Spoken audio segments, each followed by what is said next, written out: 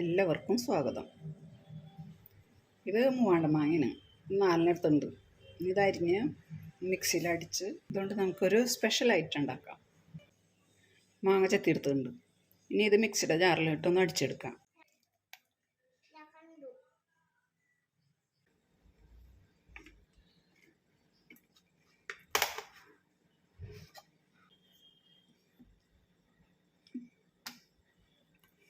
അടിച്ചെടുത്തുണ്ട്.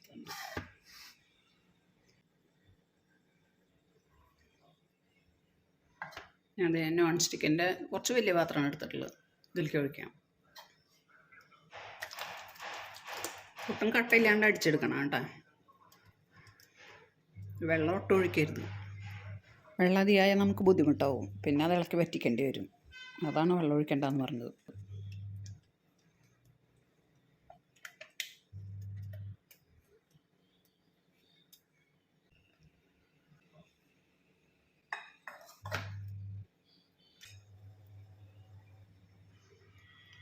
ഇതിലേക്ക് പഞ്ചസാര ഇടണം. 1 കപ്പ് പഞ്ചസാരയാണ് ഇടുന്നത്. ഇത് മാങ്ങയുടെ മധുരത്തിനനുസരിച്ച് മധുരം വ്യത്യാസം വരുത്താം കേട്ടോ. നല്ല മധുരമുള്ള മാങ്ങയാണെങ്കിൽ അതിനനുസരിച്ച് പഞ്ചസാര ഇട്ടാൽ മതി. ഇപ്പോൾ അതിൽ 12 ടേബിൾ സ്പൂൺ പഞ്ചസാര ഇട്ടുണ്ട്. ഇത് നാളികേരപ്പാലാണ്. ഒരു നാളികേരത്തിൻ്റെ പാല് പിഴിഞ്ഞ് വെച്ചിട്ടുള്ളതാണ്. ഇത് വെള്ളം ചേർത്ത് പിഴിഞ്ഞിട്ടുള്ളതാണ്. ഇതിപ്പോൾ 1.5 കപ്പ് പാലുണ്ട്.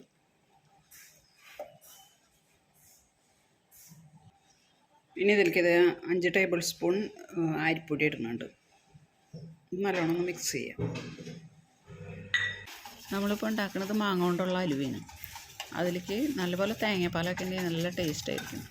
അതുപോലെ ഈ അരിപ്പൊടിക്ക് പകരം മൈദയോ കോൺഫ്ലവറോ എന്ത് വേണമെങ്കിലും കലക്കി ഒഴിക്കാം കേട്ടോ. അപ്പോൾ അരിപ്പൊടി തന്നെ വേണമെന്നില്ല. മാങ്ങ അടുപ്പത്ത് വെച്ച് കത്തിക്കാം.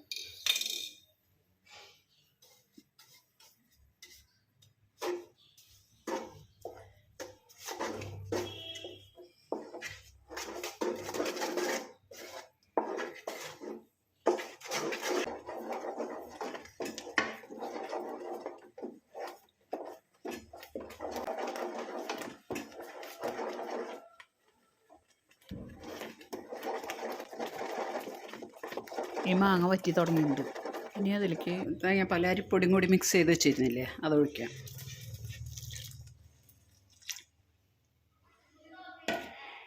കുറച്ച് ഒഴിച്ചിട്ടുണ്ട്. അതൊന്ന് ഇളക്കി വേണ്ടിയിട്ട് ബാക്കിയുള്ളത് ഒഴിക്കാം. ഇത് പെട്ടെന്ന് കട്ടയാവേ. അപ്പോൾ ഒന്ന് ഇളക്കിയതിന് ശേഷം ബാക്കിയുള്ളത് ഒഴിച്ചാൽ മതി.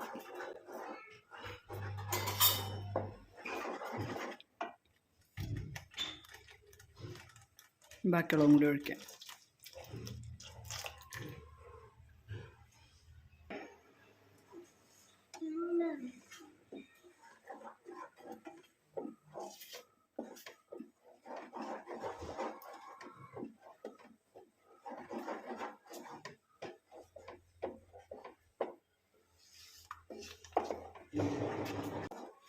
ഇനി പൊടി കലക്കി ഒഴിച്ചാൽ പിന്നെ കൈവിടാണ്ട് ഇളക്കണം കേട്ടോ, അല്ലെങ്കിൽ കട്ട കുത്തും.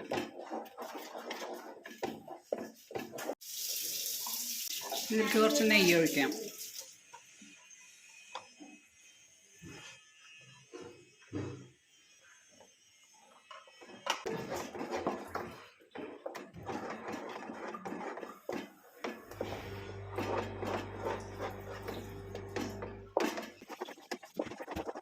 ഇതിലിപ്പോൾ മെയിനായിട്ടുള്ള പണി ഇളക്കൽ തന്നെയാണ് കേട്ടോ.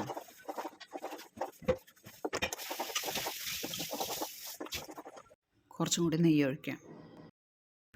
ഇളക്കാൻ ബുദ്ധിമുട്ട് വരുമ്പോൾ കുറച്ച് നെയ്യ് ഒഴിച്ച് കൊടുത്താൽ മതി. ഇതിലേക്ക് സ്വല്പം ഉപ്പിടുന്നുണ്ട് കേട്ടോ. ഇതിൽ ഏലക്കായ മണം ഇഷ്ടമുള്ളവർക്ക് ഏലക്കായ പൊടിച്ചിടാം കേട്ടോ. ഇളക്കിയിട്ട് നീങ്ങാണ്ടാവുമ്പോൾ തന്നെ അടിയിലിങ്ങനെ പിടിച്ചു തുടങ്ങണം. കുറച്ച് നെയ്യ് ഒഴിച്ച് കൊടുക്കാം. ഇളക്കുമ്പോൾ നീങ്ങില്ല, അടിയിൽ പിടിക്കുന്ന പോലെ കണ്ട.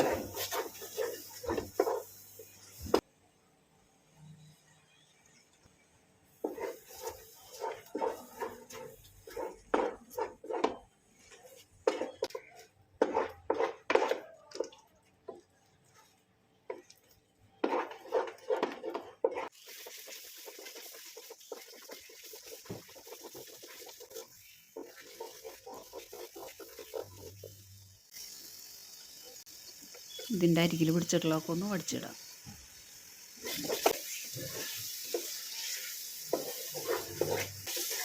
ഇതായി തുടങ്ങിയിട്ടുണ്ട്. പാത്രത്തിൽ നിന്നൊക്കെ വിട്ടു തുടങ്ങി, എണ്ണയും തെളിഞ്ഞു തുടങ്ങിയിട്ടുണ്ട്.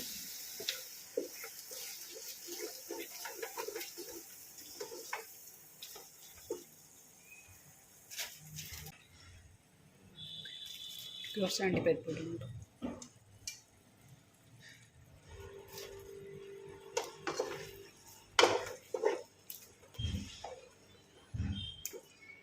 ഇത് അധികം ദിവസം വെക്കണമെന്നുണ്ടെങ്കിൽ ഒന്നും കൂടി മെരുകിയെടുക്കാം കേട്ടോ. കുറച്ചല്ലേ ഉള്ളൂ. ഇതിപ്പോൾ ഒരു 3-4 ദിവസമൊക്കെ കേടുകൂടാണ്ടിരിക്കുള്ളൂ. പിന്നെ അതിൽ കൂടുതൽ ദിവസം ഇരിക്കണം എന്നുണ്ടെങ്കിൽ ഫ്രിഡ്ജിൽ വെച്ചാൽ മതി. ഇനി ഗ്യാസ് ഓഫ് ചെയ്ത് ഇതൊരു പ്ലേറ്റിലേക്ക് മാറ്റാം. ഇപ്പോൾ പ്ലേറ്റിൽ നെയ്യ് പരട്ടണമെന്നൊന്നുമില്ല. ഇതിൽ നല്ലോണം നെയ്യുള്ളതല്ലേ, അപ്പോൾ അടിയിൽ പിടിക്കൊന്നുമില്ല.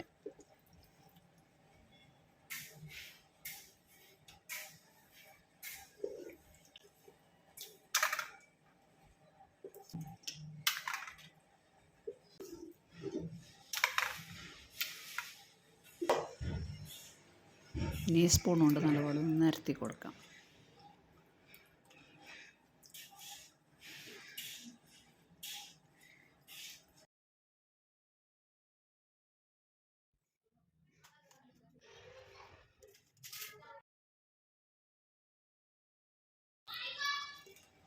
കാണാം, എനിക്ക് കുറച്ച് കാഷ്നട്ട് വയ്ക്കും.